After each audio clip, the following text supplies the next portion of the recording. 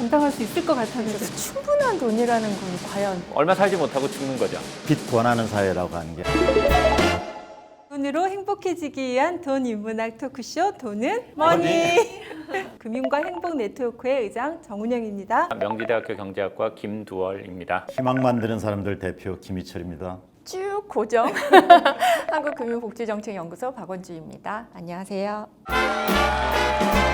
저희가요, 좀 오늘은 주제가 다른 때하고 다르게 조금 무거워요. 빚에 대한 이야기를 하려고 하는데 사실 빚이 꼭 무겁게만 느껴지지 않아야 되는 어떤 구조 속에 저희 살고 있는 것 같거든요. 그래서 오프닝 멘트로 대표님 살아가는데 충분한 돈이 있으세요? 예, 충분해요.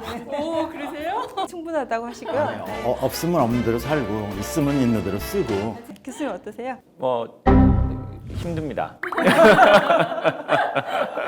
충분하기가 좀 힘들죠. 충분하기는 힘들고. 저도 뭐 삶을 살아가는 데 있어서 충분한 돈이라는 건 과연 아주 돈이 많은 사람 빼고는 그런 말을 할 수 있을까 싶어요. 그냥 필요한 만큼 필요한 시기에 필요하게 있으면 되는데 그걸 가능하게 하기 위해서 노력해야 되는 삶 같아요. 그러니까 예전보다 저희가 그 충분한 돈이 있다는 게 상당히 좀 어려운 상황인데 어찌됐건 그래서 많은 사람들이 이제 돈을 빌리게 되고 그 빌리는 시스템으로 금융이나 뭐 이런 것들이 이제 자본주의에서 발전을 하고 있는데요. 일단 저희가 처음 시작이니까 이 빚이라고 하는 거 어떤 경험이나 단어에 의해서 빚을 뭐라고 생각한다라는 좀 나름의 어떤 철학이 담긴 이야기를 좀 해주시죠. 저는 빚은 유혹 같아요.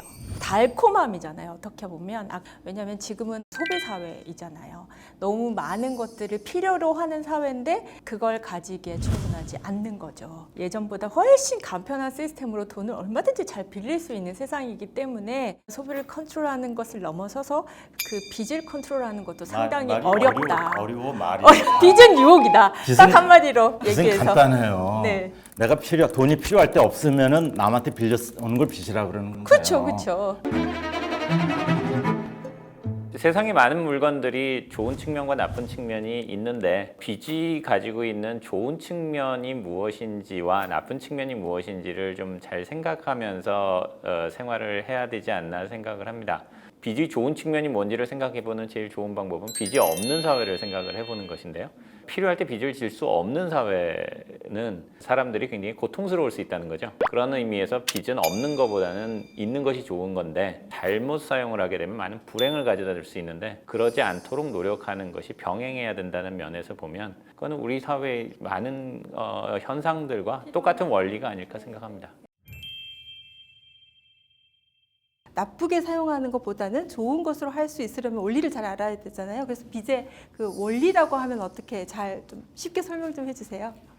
간단하게 이야기하면 우리 일상생활에서 우리가 살고 있는 집에 연결해서 생각을 해보겠습니다. 내가 만약에 필요한 집을 사기 위해서 저축을 한다고 한번 생각을 해보겠습니다. 그래서 10년, 20년, 30년 저축을 해가지고 내가 원하는 집을 샀는데 그러면 그 집 살 때까지는 어디서 사느냐? 그냥 굉장히 불편한 데서 살면서 고생하면서 살다가 그 집 산 다음에는 얼마 살지 못하고 죽는 거죠. 그런데 빚이라는 제도가 있으면 어떻게 할 수 있냐면 나는 돈을 빌려가지고 그 목돈을 가지고 그 집에 살면서 그걸 갚아나가면 되는 거거든요. 결과적으로는 내가 그 집을 갖는다는 건 똑같지만 그 집에서 살면서 누리면서 그 돈을 갚느냐 아니면 저축을 해서 고생하다가 나중에 사느냐는 차이를 낳는 것이 빚이라는 것의 존재라고 한다면 그런 의미에서 빚이 우리에게 얼마나 유용한지를 생각해 볼 수 있지 않나 생각합니다. 되는 경우보다 안 되는 경우가 종종 많이 목격이 되니까 그러니까 빚을 지는 것에 대한 경각심을 많이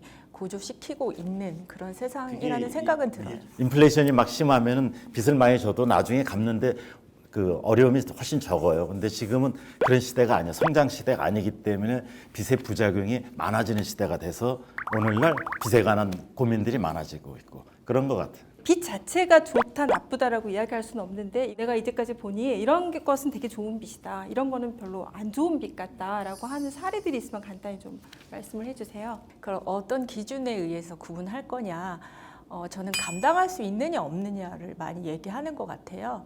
그래서 아까 말했지만 미래소득을 땡겨서 할 때 미래소득이 예측 가능하고 지속성이 좀 있고 충분히 지금 현재 상황에서 여러 가지를 고려했을 때 감당할 수 있으면 그건 오히려 자산을 늘리는 굉장히 긍정적인 효과가 있어요. 원금을 갚는다는 건 저축을 하는 것과 같은 거니까. 그래서 충분히 텐션 역할을 할 수는 있어요. 그런데 감당할 수 없는 상황에서 그냥 소비 욕구를 충족시키기 위해서 빚을 내는 경우도 요즘에는 점점 많아지고 있는 것 같아서 감당할 수 없다면 좀 생각을 해볼 필요가 있는 거고 그렇게 얘기를 많이 하는 것 같습니다. 감당할 수 있을 것 같았는데 없으면 어떡하죠? 이게 원래 좋은 빚하고 나쁜 빚은 네. 투자형 말하자면 네, 네, 레버리지 네. 효과를 일으키는 빚을 갖다 좋은 빚이라 그러고 나쁜 빚은 그러니까 자기가 지출을 감당할 수가 없어서 빌리는 것 갖다가 나쁜 빚이라고 하는데 무조건 소비 지출을 감당할 수 없다고는 할 수가 없죠. 왜냐면 생활비가 부족한 거예요. 부족해서 그냥 빌리는 빚은 나쁜 빚이에요. 근데 미래 소득도 땡겨서 이제 소득 지출을 평화라 스무딩하게 해주는데 그 가운데서도 미래 소득이 예상만큼 안 나오는 거예요. 어찌됐건 저희가 지난 10년 동안 계속 우리나라 가계부채 증가하고 있고 많은 보도를 통해서 양적 증가를 계속 하고 있다고 이야기하거든요. 그래서 이 빚이라고 하는 게 양의 문제가 아니라 사실 질적인 문제이긴 한데 예를 들어 빚이라는 게 있었는데 갚을 자금이 생겼는데 내가 이걸 갚지 않고 좀 놔뒀다가 이걸로 다른 걸 해야 되지 않아? 라는 새로운 생각들을 투자. 한다는 거, 새로운 투자를 해야지 이게 빚에 대한 어떤 활용을 하는 것이지 이게 갚아야 될까 말까 이런 것들을 고민을 많이 하는 거죠. 이 빚이 질적인 문제가 중요한데 금리가 이제 오른다고 판단할 때 이 빚에 대한 의사결정을 할 때 좀 다르게 생각하면서 활용해야 되는 측면이 있을까요? 그 20세기에 들어오면서부터 과거와는 다르게 우리 일상생활이 에서 필요로 하는 많은 그 상품들, 우리가 오늘날 누리는 상품들이 달라진 측면이 있습니다. 그건 뭐냐면은 내구재가 굉장히 늘어나게 돼요. 내구재가 늘어나게 되면서 나타나는 첫 번째 현상은 뭐냐면 판매자들이 물건과 함께 금융을 제공하는 겁니다. 무슨 얘기냐면은 냉장고라든가 자동차라든가 이런 걸 살 때 돈을 다 저축해가지고 살려면 뭐 집만큼은 아니지만 굉장히 많은 시간과 그 노력이 들어가고 그러니까 이미 1920년대 미국에서는 자동차라든가 이런 것을 하면서 오늘날과 같은 할부제도 이런 것들이 굉장히 일반화가 되고요. 빚이라고 생각하지 않으면서 지는 많은 빚들이 이제 생길 수밖에 없는 거죠. 많은 분들이 저를 포함해서 월급을 받으면 어느 순간인가 저 돈은 만져보지도 못했는데 사라져 버리는 일이 일어나는 것이죠. 바로 그날 바로 없어져. 그렇게 되는 것이 꼭 그 제가 뭐 절약을 안 해서 이런 문제 이전에 우리 일상생활에서 굉장히 많은 내구재가 늘어난 부분하고 사실은 관련이 있고요. 그리고 그러한 내구재에 대해서 할부 지급을 할 수 있도록 월급쟁이들이 늘어난 부분들이 중요한 역할을 합니다. 그 문제는 이러한 그 내구재를 구입하고 소비하는 데 있어서는 아까 말씀해 주신 것처럼 고려를 해야 되죠. 내가 충분히 갚을 수 있는 범위 내에서 이걸 사고 있는가는 고려를 해야 되고 또 내가 알지 못하는 미래의 어떤 상황 변화 때문에 이자율이 올라간다든가 실직을 한다든가 이런 거에 대해서 조심하는 노력이 늘 같이 수행이 돼야 되는 거지 사람들이 빚이 늘어난다라는 것을 꼭 죄악시할 필요는 없지 않나 그렇게 생각을 합니다.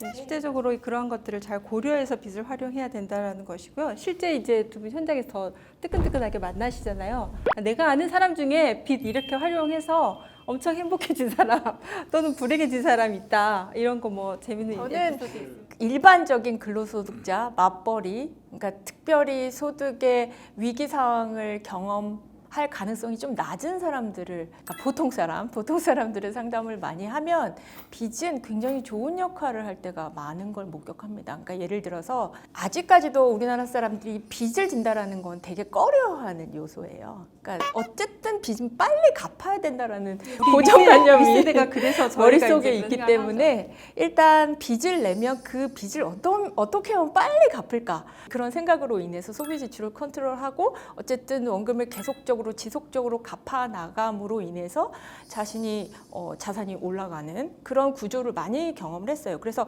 저도 교수님 의견에 동감하는 게 빚을 꼭 나쁜 측면으로 보는 게 아니라 충분히 우리 생활을 되게 윤택하게 해주는 좋은 역할을 하고 있다라는 생각을 합니다. 소득이 이제 어느 정도 일정하게 유지되는 사람. 근데 이제 그렇지 않은 사람도 있죠. 그런데 이제 그 부분은 저희는 대표님 이제 많이 항상 하시니까. 이야기해 빚 권하는 사회라고 하는 게 아까 교수님 말씀하신 기본 기초 생활비가 굉장히 높아졌어요.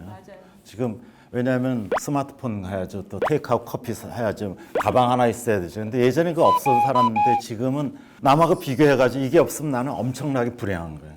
자존심, 자존감 이게 너무 떨어뜨리는 거예요. 남과의 비교에 의해서 표준적인 삶을 살라고 하는 너 나이에 요 정도도 못 가 있으면 너는 너무너무 비참한 사람이야. 이런 느낌 때문에 빚을 내서 사는 거예요. 저는 그러지 않아요.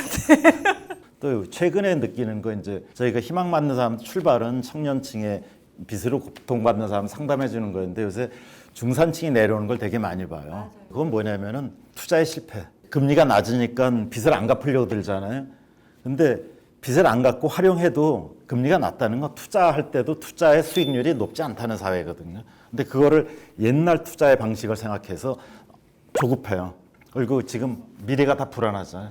그러니까 이걸 좋은 투자 수익률인 줄 알고 비트코인 들어가고 나쁜 빚이 점점 많아지고 있는 이런 사회에 살고 있다. 난 그렇게 주장하고 싶어요. 그래서 이제 저희가 그 간단히 빚이 어떤 것이고 현대 저희가 살아가는 데 있어서의 빚의 어떤 원리랄지 그다음에 이거를 어떻게 뭐 긍정적으로 잘 활용할 수도 있고 부정적으로 갈 수도 있는 이런 삶 속에서 살고 있는 것 같아요. 그래서 처음 오프닝은 이제 저희가 왜 빚이라는 것이 지금 어떤 원리이고 지금 우리가 어떻게 활용할 수 있는지에 대한 이야기를 했고요. 2부에서 그러면 저희가 왜 이렇게 빚지고 있는지 그다음 빚의 어떤 여러 가지 다양한 수단들에 대한 이야기를 나눠보도록 하겠습니다. 내가 이걸 갚지 않고 좀 놔뒀다가 이걸로 감당할 수 있느냐 없느냐. 빚에 관한 고민들이 많아지고 없는 것보다는 있는 것이 좋은 건데